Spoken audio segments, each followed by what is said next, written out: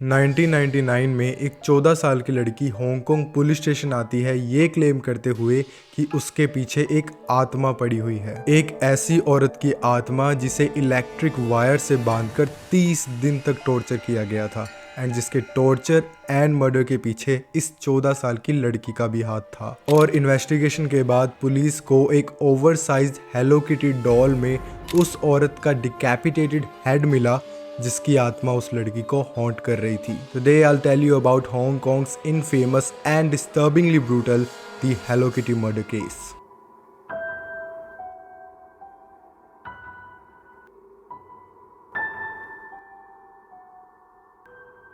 इस horrifying case की victim है फैन मैन यी।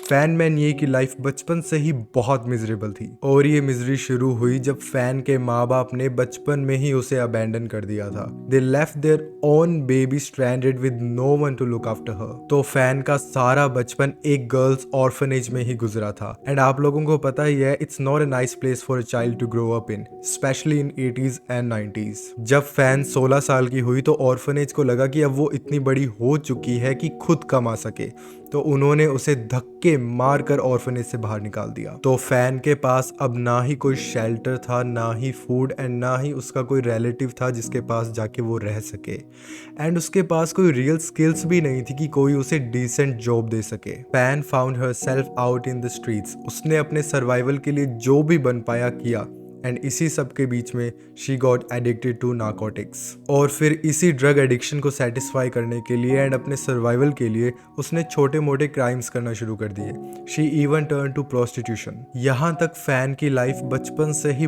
बहुत ट्रेजिक रही थी, but in May 1996 Fan found herself a husband. Fan एक नाइट क्लब में काम कर रही थी एज अ डांसर जब उसे वो आदमी मिला and they connected so well कि फैन ने जल्द ही उससे शादी कर ली and they also had a baby boy. Finally सब कुछ सही जा रहा था, life was turning harmonious and Fan को फॉर द फर्स्ट टाइम ये फील हो रहा था कि वो कहीं बिलोंग करती है, एक फैमिली है उसके पास ख्याल करने के लिए। पर जैसा प्रोफेशन फैन का था उसे हस्बैंड भी कुछ वैसा ही मिला।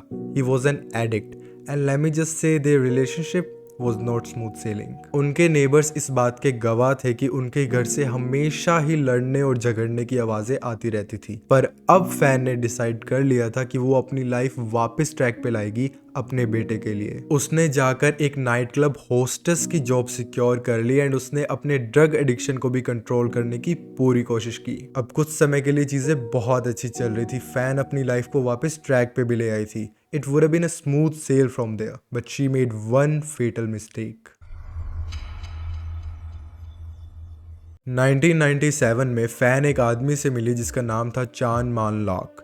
वो एक 32 साल का पिम्प एंड ड्रग डीलर था जो फैन का रेगुलर कस्टमर बन गया। मान लॉक हांगकांग का एक नोटोरियस ड्रग डीलर था एंड वो एक ऑर्गेनाइज्ड क्राइम रिंग का लीडर भी था, which made him a very dangerous man। But fans addiction got the best of her and वो मान लॉक के साथ इन्वॉल्व हो गई। वो उसका ड्रग डीलर बन गया। She started buying drugs from him. पर since night club and prostitution से फैन इतना पैसा नहीं कमा पा रही थी कि वो अपनी इन हैबिट्स को सस्टेन कर पाती, तो डेस्परेट होकर एक दिन उसने कुछ ऐसा किया विच कॉस्टेड हर लाइफ। एक दिन उनके एक सेशन के बाद फैन ने मानलोक का वॉलेट लिया एंड उससे $4000 चुरा लिए। मानलोक को जल्द ही इस चोरी का पता चल गया एंड उसने फैन से $4000 डिमांड किए प्लस 10,000 इंटरेस्ट। फैन ने जैसे तैसे कर उसे $4000 लौटा दिए, पर बाकी के 10,000 के लिए उसने थोड़ा और टाइम मांगा। बट मानलोक का इंतजार करने का बिल्कुल भी इरादा नहीं था and he went on and did something really terrible. March 1999 में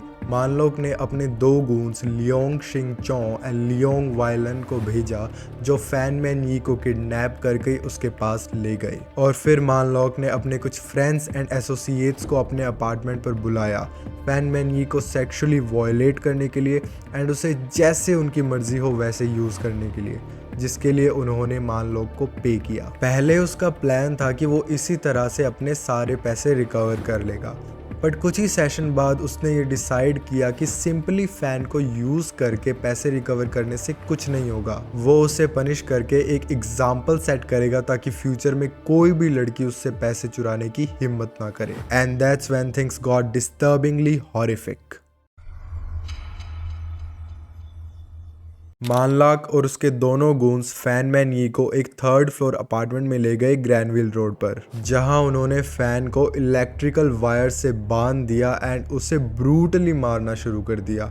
एंड ये इंश्योर करने के लिए कि बाहर कोई उसकी स्क्रीम्स ना सुन पाए, उन्होंने उसके मुंह में एक डर्टी रग स्टफ कर दिया और उसके बाद वो उसे कई हफ्तों तक मारते रहे एंड उसे रूथलेसली टॉर्चर करते रहे। एक 13 साल की लड़की जिसका नाम था आ फांग, वो मानलोक की गर्लफ्रेंड थी जो उससे उम्र में बहुत बड़ा था। आ फांग काफी बार मानलोक को विजिट करती थी एंड फैन मैन यी के टॉर्चर में भी पार्ट लेती थी। एक बार उसने अपने बॉयफ्रेंड को फैन मैन यी के हेड में सेवरल टाइम्स हिट करते हुए देखा and she actually joined in. उसने बाद में पुलिस को ये बताया कि she had a feeling it was for fun. I mean to imagine that a 13-year-old girl would engage in such merciless torture is beyond me। वो लोग रोज नए नए तरीके ढूंढते थे फैन को टॉर्चर करने के लिए, cause just beating poor fan didn't do it for them। वो लोग प्लास्टिक एंड कैंडल वैक्स से उसकी स्किन बर्न कर देते थे। They raped her countless times and they even forced her to eat human feces। Some of their torture methods were so brutal that I can't even mention in this video। Fan अब खुद से चल भी नहीं पाती थी क्योंकि उन्होंने उसके दोनों पैर भी जला दिए थे। जब वो उसे टॉर्चर नहीं कर रहे होते थे तो वो दूसरे रूम में बैठकर वीडियो गेम्स खेलते थे, while poor fans suffered and cried for help in next room। It's like they weren't even humans। ये पूरा टॉर्चर अब 1 महीने तक चला एंड फैन अब बहुत वीक हो गई थी, वो खुद से मूव भी नहीं कर पा रही थी एंड शायद इतने सारे टॉर्चर के बाद उसकी बॉडी अब नम हो गई थी, वो कुछ भी फील नहीं कर पा रही थी। सिंस फैन की बॉडी अब उनके टॉर्चर पर उतना रिएक्ट नहीं कर रही थी तो उन हार्टलेस लोगों ने फैन के दोनों हाथ बांधकर उसे सीलिंग से उल्टा लटकाकर एक पंचिंग बैग की तरह यूज किया और जब वो उसे यूज नहीं कर रहे होते थे तो वो पूरी रात उसे सीलिंग से उल्टा लटकाकर यूं ही छोड़ देते थे। अप्रैल 15, 1999 मानलाक एंड उसका ग्रुप बाहर खाना खाने जाते हैं फैन को वहीं बाथटब में छोड़कर एंड जब वो वापस आते हैं तो देखते हैं that fan had already died. 30 दिन के उस रूथलेस टॉर्चर के बाद fans body was finally at rest. पर ये ऑलरेडी हॉरेंडस केस और ज़्यादा ट्विस्टेड हो जाता है जब वो मॉन्स्टर्स पुअर फैन के डिमाइस के बाद भी उसकी बॉडी को अकेला नहीं छोड़ते। वो उसके साथ कुछ ऐसा करते हैं which continues to haunt everyone till this day। अपना ये dreadful crime कवर करने के लिए they put Fan's body in a bathtub and cut her into tiny pieces using a saw। And get this, उसकी बॉडी को cut करने के बाद उन्होंने उसके पार्ट्स को बॉयल किया उन्हीं किचन यूटेंसिल्स में जिसमें उन्होंने बाद में अपना रेगुलर फूड बनाया। I mean how sick is that? Boil किए हुए पार्ट्स को उन्होंने गार्बेज के साथ निकाल दिया but they kept the head और उस हेड को उन्होंने एक oversize Hello Kitty mermaid doll में स्टफ कर दिया। चान मानलाक एंड उसके ग्रुप के क्राइम्स की इन हीडियस डिटेल्स जानने के बाद I know we are hoping that they receive the punishment for their sins and that brings us to the justice. May 1999 में एक 14 साल की लड़की हांगकांग पुलिस स्टेशन विजिट करती है एंड ये लड़की कोई और नहीं मानलॉक की वही गर्लफ्रेंड होती है जिसने मानलॉक के साथ मिलकर फैन मैन यी को टॉर्चर किया था। आ फांग ने पुलिस को फैन मैन यी के टॉर्चर एंड उसके मर्डर के बारे में सब कुछ बता दिया एंड उसने ये क्लेम किया कि वो ये सब कन्फेस इसलिए कर रही है क्योंकि फैन मैन यी का घोस्ट उसे पिछले कुछ हफ्तों से हॉन्ट कर रहा है। She even describe the ghost. उसने बताया कि उस घोस्ट की पूरी बॉडी इलेक्ट्रिकल वायर से कवर्ड थी and she couldn't take it anymore so she confessed। I'm actually very curious on what you guys think of this ghost story। क्या fan Man यी की आत्मा ने सच में आ फोंग को हॉन्ट किया और उसे मजबूर कर दिया सब कुछ कन्फेस करने पर, या फिर आ Phong was actually traumatized by that experience and she was experiencing nightmares or hallucinations?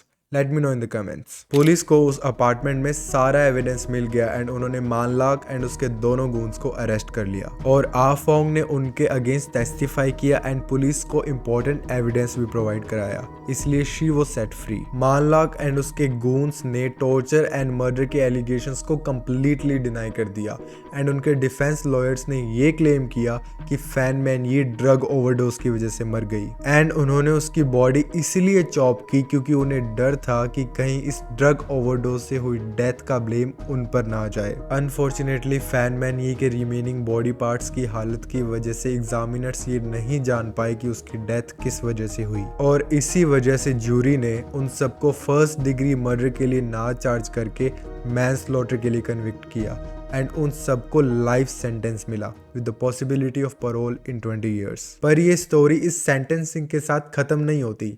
इस गास्टली मर्डर के बाद उस बिल्डिंग में बहुत ही स्ट्रेंज एक्टिविटीज होने लगी जिस बिल्डिंग में ये इंसिडेंट हुआ था। एक केस में एक लड़की ने अपने दोस्त के साथ उस बिल्डिंग के 4th फ्लोर पर एक फ्लैट रेंट किया था। उन्होंने ये क्लेम किया कि उन्हें सोते वक्त ऐसा फील हो रहा था कि कोई गोस्टली प्रेजेंस उन्हें टच कर रही है और उन्हें साथ वाले अपार्टमेंट से एक औरत की रोने की आवाजें भी आती थी एंड उस अपार्टमेंट में कोई नहीं रहता था। कुछ और रेजिडेंट्स ने ये भी क्लेम किया कि उन्हें एक फीमेल घोस्ट दिखी जब वो उस बिल्डिंग की स्टेयर्स पर थे और एक हेयर सैलून जो उस बिल्डिंग के 1st एंड 2nd फ्लोर पर था उसके एम्प्लॉयज ने ये क्लेम किया कि जब वो सैलून लॉक करके अगली सुबह वहाँ आते हैं तो उन्हें बहुत बार वहाँ हेलो किटी डॉल्स मिलती है और जब उन्होंने सीसीटीवी फुटेज चेक की तो उन्होंने देखा कि उन्हें सैलून के ओनर के पीछे एक स्ट्रेंज